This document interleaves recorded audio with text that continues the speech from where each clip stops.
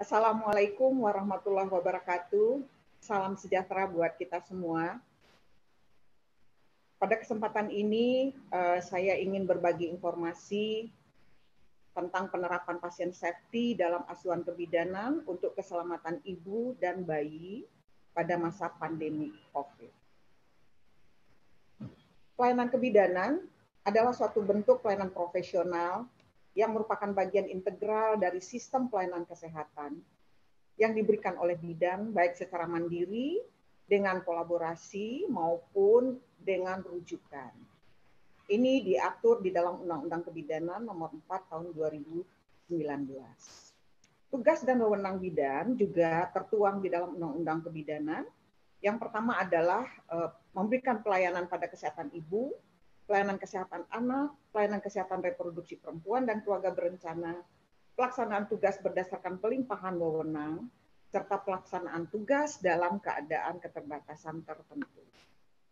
Pelayanan kesehatan ibu meliputi bidan memberikan asuhan kebidanan pada masa sebelum hamil, memberikan asuhan kebidanan pada masa kehamilan normal, memberikan asuhan kebidanan pada masa persalinan dan menolong persalinan normal, memberikan asuhan kebidanan pada masa nifas, melakukan pertolongan pertama kegawat daruratan ibu hamil, bersalin, nifas, dan rujukan, serta melakukan deteksi dini kasus risiko dan komplikasi pada masa kehamilan, persalinan, pasca persalinan, masa nifas, serta asuhan pasca keguguran, dan dilanjutkan dengan rujukan.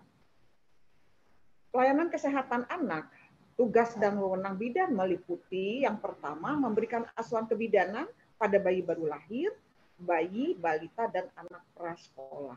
Memberikan imunisasi sesuai program pemerintah pusat, melakukan pemantauan tumbuh kembang pada bayi, balita, dan anak prasekolah, serta melakukan deteksi dini kasus penyulit, gangguan tumbuh kembang, serta merujuk. Kemudian yang keempat, memberikan pertolongan pertama kegawat daruratan pada bayi baru lahir, dilanjutkan dengan rujukan. Sedangkan pelayanan kesehatan reproduksi perempuan dan keluarga berencana yang merupakan salah satu tugas dan kewenangan bidan adalah memberikan pelayanan kesehatan reproduksi perempuan dan keluarga berencana. Meliputi melakukan komunikasi, informasi, edukasi, melakukan konseling, serta memberikan pelayanan kontrasepsi. Dalam pelayanan kesehatan reproduksi dan seksualitas perempuan, bidan melakukan deteksi dini, komplikasi dan masalah kesehatan reproduksi dan seksualitas perempuan, melakukan upaya promotif dan preventif dalam kesehatan reproduksi dan seksualitas perempuan, serta memberikan konseling KIE pada kesehatan reproduksi dan seksualitas perempuan. Ruang lingkup praktek bidan meliputi mulai dari upaya promotif, preventif, ini yang utama bagi bidan adalah upaya promotif menjadi kegiatan utama dalam pelayanan kebidanan. Kemudian memberikan asuhan pada masa sebelum hamil, calon pengantin, prakonsepsi, kemudian juga memberikan asuhan kebidanan pada ibu hamil normal, pertolongan persalinan normal, asuhan postpartum, asuhan pada bayi dan balita, pelayanan kesehatan reproduksi perempuan dan keluarga berencana, serta melakukan deteksi komplikasi pada ibu dan anak, dan melaksanakan asuhan kegawat daruratan sesuai dengan kompetensi dan kewenangan bidan. Kemudian merujuk kasus-kasus risiko tinggi dan komplikasi dengan melakukan stabilisasi terlebih dahulu. Melakukan penggerakan peran serta masyarakat dan pemberdayaan perempuan serta keluarga. Karena sebagian besar bidan ada di tengah-tengah masyarakat, ada di pelayanan primer, dan sangat memberikan ruang kepada bidan untuk melakukan atau membina dan melakukan penggerakan peran serta masyarakat dalam pemberdayaan perempuan dan keluarga. Asuhan kebidanan ini juga ada keputusan Menteri Kesehatan tahun 2007.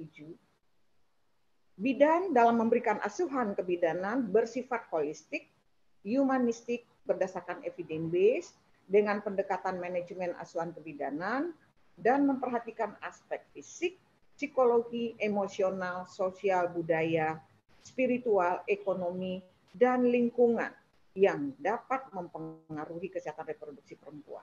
Meliputi upaya-upaya promotif, preventif, kuratif, dan rehabilitatif sesuai dengan kewenangan bidan.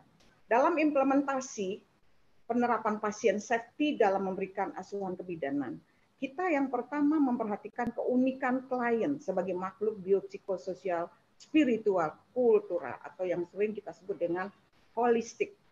Kemudian setiap tindakan asuhan harus mendapatkan persetujuan dari klien dan atau keluarganya melalui informed consent. Melaksanakan tindakan asuhan berdasarkan evidence base sesuai standar, melakukan komunikasi efektif, dan melibatkan pasien dalam setiap tindakan. Memberikan informasi kepada pasien. Kemudian menjaga privasi klien dan menerapkan respectful midwifery care. Women centered care, berpusat kepada perempuan, menghargai hak-hak perempuan, non-diskriminatif, menjaga nilai-nilai, dan lain sebagainya dalam rangka kita respect terhadap klien kita atau terhadap perempuan. Kemudian melaksanakan prinsip pencegahan infeksi, dan pada masa pandemik ini tentu penggunaan APD sesuai dengan kebutuhan. Kemudian mengikuti perkembangan kondisi klien secara berkesinambungan melalui kegiatan monitoring atau pemantauan perkembangan kasus, kemudian menggunakan sumber daya, sarana, dan fasilitas yang ada sesuai kebutuhan, melakukan tindakan sesuai dengan kompetensi dan kewenangan bidan, serta mencatat semua tindakan dan asuhan yang dilakukan oleh bidan. Pada masa pandemi COVID, kita harus menyesuaikan dengan situasi kondisi. Nah, bagaimana selama pandemi COVID-19 dan menghadapi kebiasaan baru peran bidan? Yang pertama, bidan memberikan informasi, edukasi, penyuluhan, sosialisasi, informasi tentang kesehatan ibu dan anak, kesehatan reproduksi perempuan termasuk tentang COVID sendiri. Kemudian pelayanan KIAKB harus tetap berjalan sesuai standar yang aman bagi pasien dan aman bagi bidan. Tentu dengan menggunakan standar-standar, protokol kesehatan, menggunakan alat pelindung diri sesuai dengan kebutuhan.